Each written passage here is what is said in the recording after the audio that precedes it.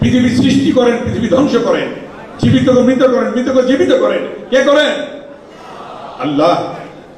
সে আল্লাহ করেছে। আজকে ভাবছিল প্রতি 5 বছর পর নির্বাচন হবে, দিনের ভোট রাতে হবে, উনি দেশ চালাবে, ফ্যাসিস্ট খুনি শেখ হাসিনা।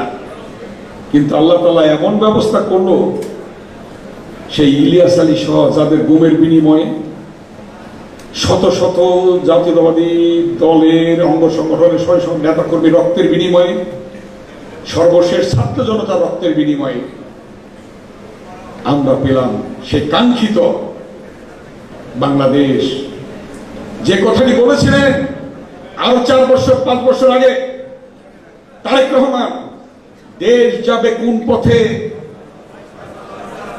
ফয়সালা হবে রাজপথে। রাজপথে কি ফয়সালাটা কি রাজপথে হলো না? সেটা হয়েছে কিনা বলেন? তারেক রহমানের সুদূর প্রসারী সেই চিন্তার কথা, তার কথাই আজকে প্রমাণিত হলো।